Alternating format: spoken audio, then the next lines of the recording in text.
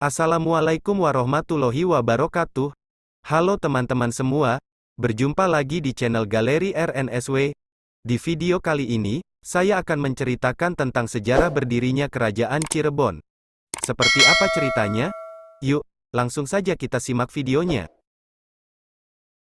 Sejarah Kerajaan Cirebon. Kerajaan Cirebon atau Kesultanan Cirebon adalah kerajaan Islam di Pulau Jawa yang berdiri antara abad ke-15 hingga abad ke-17. Kerajaan ini pernah menjadi pangkalan penting dalam jalur perdagangan dan pelayaran antar pulau. Selain itu, letak Kerajaan Cirebon yang berada di pantai utara Jawa, lebih tepatnya di perbatasan Jawa Tengah dan Jawa Barat, membuatnya menjadi jembatan antara kebudayaan Jawa dan Sunda. Hal itu kemudian menciptakan suatu kebudayaan khas, yaitu kebudayaan Cirebon yang tidak didominasi kebudayaan Jawa ataupun Sunda. Pendiri Kerajaan Cirebon adalah Raden Walangsungsang alias Pangeran Cakrabuana, putra Prabu Siliwangi dari Kerajaan Pajajaran. Pertumbuhan dan perkembangan pesat dialami kerajaan ini saat diperintah oleh Syarif Hidayatullah atau Sunan Gunung Jati tahun 1479 sampai tahun 1568 Masehi.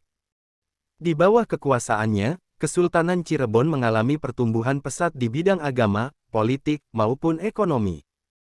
Kekuasaan kerajaan ini berlangsung selama 2 abad lebih, yaitu antara tahun 1430 sampai tahun 1677 Masehi. Menurut Sulendraningrat yang mendasarkan pada naskah Babat Tanah Sunda dan Atja pada naskah Carita Purwaka Caruban Nagari, Cirebon pada awalnya adalah sebuah dukuh kecil yang dibangun oleh Ki Gedeng Tapa. Lambat laun, daerah ini berkembang menjadi sebuah desa yang ramai dan diberi nama Caruban, yang dalam bahasa Sunda berarti campuran karena bercampurnya para pendatang dari berbagai macam suku, agama, bahasa, adat, dan mata pencaharian yang berbeda-beda. Mengingat sebagian besar mata pencaharian masyarakat adalah sebagai nelayan, maka berkembanglah pekerjaan menangkap ikan dan rebon, udang kecil, serta pembuatan terasi, petis, dan garam. Dari istilah air bekas pembuatan terasi dari udang rebon inilah berkembang sebutan kai rebon, yang dalam bahasa Sunda berarti air rebon, yang kemudian menjadi nama Cirebon. Dengan dukungan pelabuhan yang ramai, Cirebon berkembang menjadi kota besar dan pelabuhan penting di pesisir utara Jawa. Selain itu, Cirebon menjadi cikal bakal pusat penyebaran agama Islam di Jawa Barat. Perkembangan kerajaan Cirebon bermula dari Ki Gedeng Tapa, seorang saudagar kaya di pelabuhan Muara Jati. Ia membuka hutan ilalang dan membangun sebuah gubung dan tajuk. Sejak itu, pendatang mulai menetap dan membentuk masyarakat baru di desa Caruban. Kuu atau kepala desa Caruban pertama adalah Ki Gedeng Alang-Alang. Sementara sebagai pangraksa bumi atau wakilnya adalah Raden Walangsungsang, cucu Ki Gedeng Tapa. Setelah Ki Gedeng Alang-Alang wafat, Walangsungsang atau Kian Santang diangkat menjadi penggantinya dengan gelar Pangeran Cakrabuana. Meski Pangeran Cakrabuana adalah putra dari Raja Pajajaran, ia tidak mendapatkan hak sebagai putra mahkota karena memeluk Islam, seperti ibunya. Ketika Ki Gedeng Tapa wafat, Walangsungsang justru mendirikan Istana Pakungwati dan membentuk pemerintahan di Cirebon. Dengan demikian, orang yang dianggap sebagai pendiri Kesultanan Cirebon adalah Walangsungsang atau Pangeran Cakrabuana.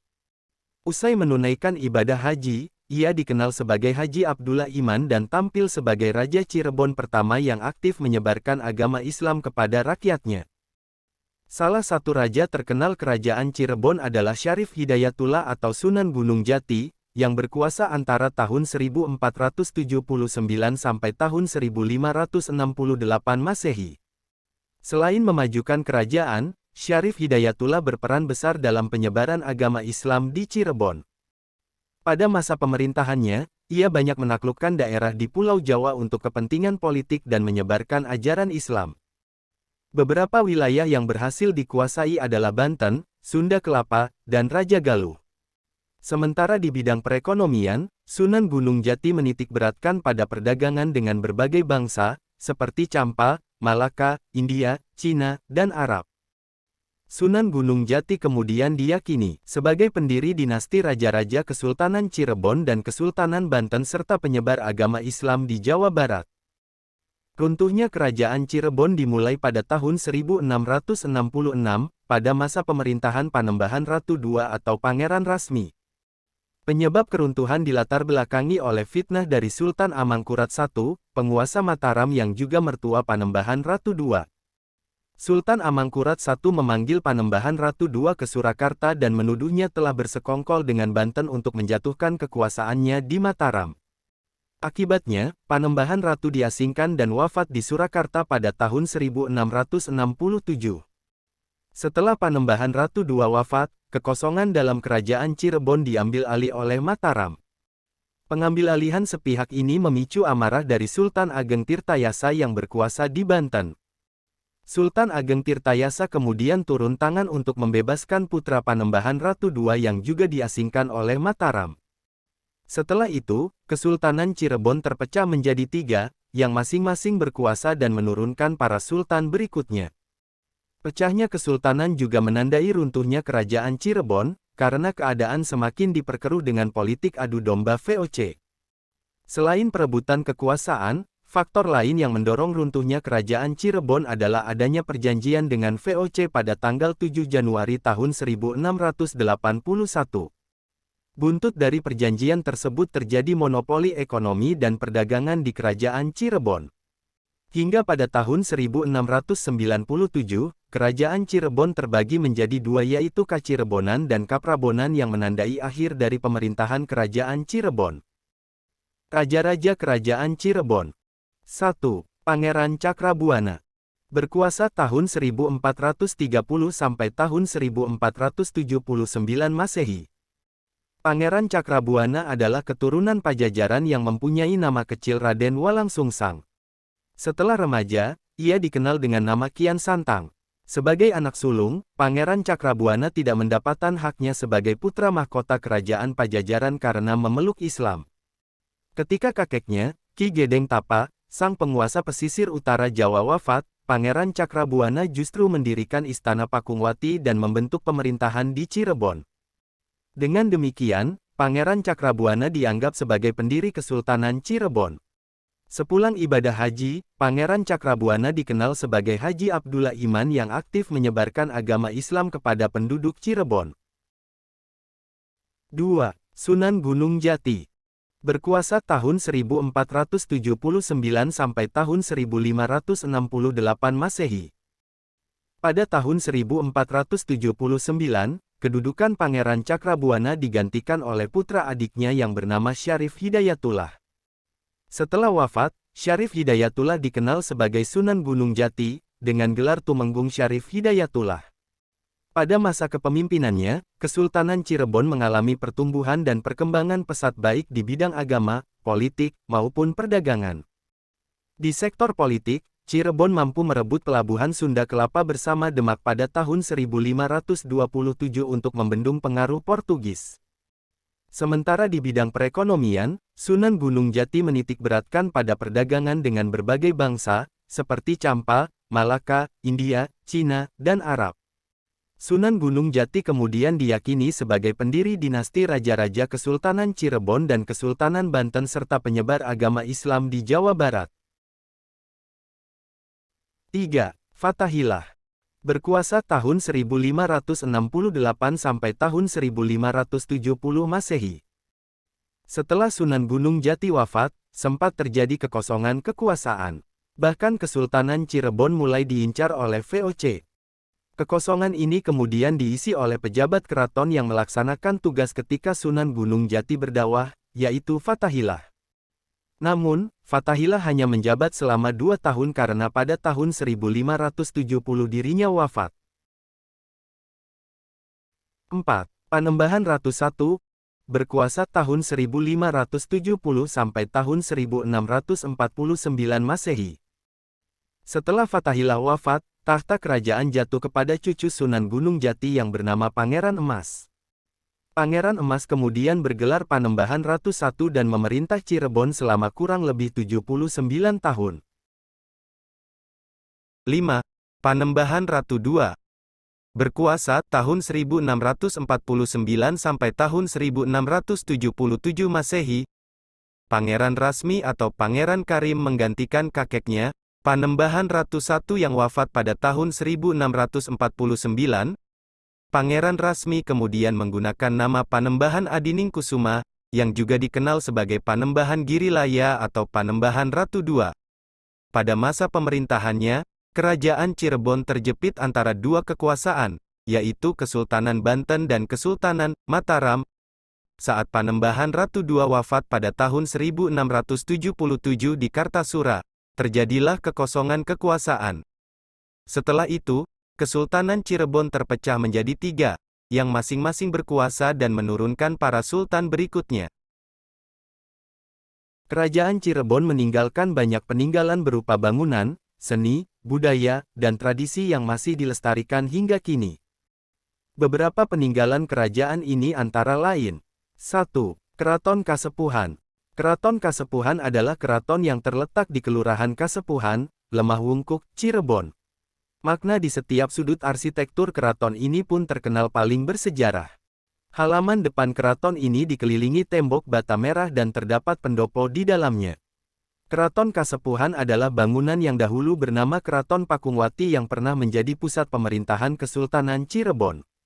Keraton ini memiliki museum yang cukup lengkap dan berisi benda pusaka dan lukisan koleksi kerajaan. Salah satu koleksi yaitu kereta Singabarong yang merupakan kereta kencana Sunan Gunung Jati. Kereta tersebut saat ini tidak lagi dipergunakan dan hanya dikeluarkan pada tiap 1 Syawal untuk dimandikan. Bagian dalam keraton ini terdiri dari bangunan utama yang berwarna putih. Di dalamnya terdapat ruang tamu, ruang tidur dan singgasana raja. 2. Keraton Kanoman. Keraton Kanoman adalah salah satu dari dua bangunan Kesultanan Cirebon, setelah berdiri Keraton Kanoman pada tahun 1678 Masehi. Kesultanan Cirebon terdiri dari Keraton Kasepuhan dan Keraton Kanoman. Kebesaran Islam di Jawa bagian barat tidak lepas dari Cirebon. Sunan Gunung Jati adalah orang yang bertanggung jawab menyebarkan agama Islam di Jawa Barat, sehingga berbicara tentang Cirebon tidak akan lepas dari sosok Syarif Hidayatullah atau Sunan Gunung Jati. Keraton Kanoman didirikan oleh Pangeran Muhammad Badriddin atau Pangeran Kertawijaya, yang bergelar Sultan Anom I pada sekitar tahun 1678 Masehi. Keraton Kanoman masih taat memegang adat istiadat dan pepakem, di antaranya melaksanakan tradisi Grebek Syawal, seminggu setelah Idul Fitri dan berziarah ke makam leluhur, Sunan Gunung Jati di Desa Astana, Cirebon Utara. Peninggalan-peninggalan bersejarah di Keraton Kanoman erat kaitannya dengan syiar agama Islam yang giat dilakukan Sunan Gunung Jati, yang juga dikenal dengan Syarif Hidayatullah. Kompleks Keraton Kanoman yang mempunyai luas sekitar 6 hektar ini berlokasi di belakang Pasar Kanoman. Di keraton ini tinggal Sultan ke-12 yang bernama Raja Muhammad Emiruddin beserta keluarga. Keraton Kanoman merupakan komplek yang luas, yang terdiri dari bangunan kuno, salah satunya saung yang bernama Bangsal Witana yang merupakan cikal bakal keraton yang luasnya hampir 5 kali lapangan sepak bola. Di keraton ini masih terdapat barang-barang, seperti 2 kereta bernama Paksi Naga Liman dan Jempana yang masih terawat baik dan tersimpan di museum. Bentuknya burak, yakni hewan yang dikendarai Nabi Muhammad ketika ia Isra Miraj. Tidak jauh dari kereta, terdapat bangsal jinem, atau pendopo untuk menerima tamu, penobatan sultan dan pemberian restu sebuah acara seperti Maulid Nabi. Dan di bagian tengah keraton terdapat kompleks bangunan-bangunan bernama Siti Hinggil. Hal yang menarik dari keraton di Cirebon adalah adanya piring-piring porselen asli Tiongkok yang menjadi penghias dinding semua keraton di Cirebon. Tak cuma di keraton, piring-piring keramik itu bertebaran hampir di seluruh situs bersejarah di Cirebon. Dan yang tidak kalah penting dari keraton di Cirebon adalah keraton selalu menghadap ke utara. Dan di halamannya ada patung macan sebagai lambang Prabu Siliwangi. Di depan keraton selalu ada alun-alun untuk rakyat berkumpul dan pasar sebagai pusat perekonomian, di sebelah timur keraton selalu ada masjid. 3. Keraton Kacirebonan. Keraton Kacirebonan adalah sebuah bangunan tempat tinggal Sultan Kacirebonan dan keluarganya yang berada di daerah Pulasaren, sekarang Jalan Pulasaren, Kecamatan Pekalipan, Kota Cirebon. Keraton Kacirebonan dibangun pada sekitar tahun 1800-an. Bangunan kolonial ini banyak menyimpan benda-benda peninggalan sejarah seperti keris, wayang, perlengkapan perang, gamelan dan lain-lain. Komplek Keraton Kacirebonan tepatnya berada sekitar 1 km sebelah barat daya dari Keraton Kasepuhan dan kurang lebih 500 meter sebelah selatan Keraton Kanoman. Keraton Kacirebonan posisinya memanjang dari utara ke selatan, posisi yang sama dengan keraton-keraton lain di Cirebon, dengan luas tanah sekitar 46.500 meter persegi. 4. Keraton Keprabonan. Keraton Keprabonan adalah sebuah tempat pembelajaran yang didirikan Putra Mahkota Kesultanan Kanoman yang merupakan pembagian dari Kesultanan Cirebon. Pangeran Raja Adipati Keprabon memilih untuk mendalami ilmu keagamaannya di agama Islam. Akan tetapi Keprabon bukanlah keraton atau kesultanan melainkan sebuah tempat yang dibangun oleh Pangeran Raja Adipati untuk mendalami agama Islam seperti tarekat. Keprabon tidak mempunyai keraton melainkan hanya rumah-rumah biasa. Akan tetapi Keprabon tetap mempunyai bau peninggalan sejarah dari Kesultanan Cirebon meskipun sedikit. 5. Masjid Agung Cirebon. Masjid Agung Cirebon adalah sebuah masjid yang terletak di dalam Kompleks Keraton Kasepuhan, Kota Cirebon, Jawa Barat. Lokasi masjid ini berada di bagian barat dari alun-alun Kota Cirebon. Konon, masjid ini adalah masjid tertua di Cirebon, yaitu dibangun sekitar tahun 1480 Masehi atau semasa dengan Wali Songo menyebarkan agama Islam di Tanah Jawa. Nama masjid ini diambil dari kata sang, yang bermakna keagungan, cipta, yang berarti dibangun, dan rasa, yang berarti digunakan. Menurut tradisi, pembangunan masjid ini dikabarkan melibatkan sekitar 500 orang yang didatangkan dari Majapahit, Demak, dan Cirebon sendiri. Dalam pembangunannya, Sunan Gunung Jati menunjuk Sunan Kalijaga sebagai arsiteknya. Selain itu, Sunan Gunung Jati juga memboyong Raden Sepat, arsitek Majapahit yang menjadi tawanan Perang Demak Majapahit, untuk membantu Sunan Kalijaga merancang bangunan masjid tersebut. Konon, dahulunya masjid ini memiliki memolo atau kemuncak atap. Namun, saat azan Pitu 7 salat subuh digelar untuk mengusir aji menjangan wulung, kubah tersebut pindah ke Masjid Agung Banten yang sampai sekarang masih memiliki 2 kubah. Karena cerita tersebut, sampai sekarang setiap salat Jumat di Masjid Agung Sang Cipta Rasa digelar azan Pitu. Yakni, azan yang dilakukan secara bersamaan oleh 7 orang muazin berseragam serba putih. 6. Makam Sunan Gunung Jati. Makam Sunan Gunung Jati yang terletak di Bukit Gunung Sembung hanya boleh dimasuki oleh keluarga keraton sebagai keturunannya selain petugas harian yang merawat sebagai juru kuncinya. Selain dari orang-orang yang disebutkan itu tidak ada yang diperkenankan untuk memasuki makam Sunan Gunung Jati. Alasannya antara lain adalah begitu banyaknya benda-benda berharga yang perlu dijaga seperti keramik-keramik atau benda-benda porselen lainnya yang menempel di tembok-tembok dan guci-guci yang dipajang sepanjang jalan makam. Keramik-keramik yang menempel di tembok bangunan makam konon dibawa oleh istri Sunan Gunung Jati yang berasal dari Cina, yaitu Putri Ong Tien. Dalam perkembangannya Gunung Sembung juga menjadi komplek pemakaman keluarga Keraton Cirebon yang merupakan keturunan dari Sunan Gunung Jati. Ada 9 pintu yang terdapat dalam makam Sunan Gunung Jati, yaitu 1. Pintu Gapura, 2. Pintu Krapyak, 3. Pintu Pasujudan, 4. Pintu Ratnakomala, 5. Pintu Jinem, 6. Pintu Rararoga, 7. Pintu Kaca, 8. Pintu Bacem, 9. Pintu Teratai, 7. Kereta Singa Barong Kasepuhan. Kereta Singa Barong merupakan salah satu peninggalan bersejarah dan fenomenal milik Keraton Kasepuhan Cirebon. Dahulu, kereta tersebut digunakan saat kirap malam 1 Muharram dan pelantikan Sultan. Diketahui, kereta tersebut dibuat oleh Pangeran Losari pada abad ke-15 Masehi. Kereta Singa Barong itu disebut-sebut memiliki teknologi canggih pada masanya, bahkan ada yang terpakai hingga kini. Kereta Singa Barong memiliki warna yang sempurna karena dilapisi serbuk intan emas yang merupakan cikal bakal di teknologi modern dinamakan metalik. Kereta Kencana Singa Barong paling menarik perhatian pengunjung yang mendatangi Museum Pusaka Keraton Kasepuhan. Kereta Singa Barong Keraton Kasepuhan Cirebon saat itu ditarik 4 ekor kerbau bule. Selanjutnya mengelilingi kota raja yang saat itu luasnya sekitar 50 hektar. yakni wilayah Pasuketan dan Lemah Wungkuk yang saat itu disebut sebagai kota raja. Tak hanya menarik perhatian, kereta Singa Barong memiliki cerita menarik dan inspirasi. Kereta kencana nan unik ini syarat dengan makna persahabatan antar bangsa. Ada kepala naga dengan belalai gajah dan sayap. Kereta Singa Barong tersebut menyerupai 3 binatang yang digabung menjadi satu, yakni gajah dengan belalainya, bermahkotakan naga, dan bertubuh burak.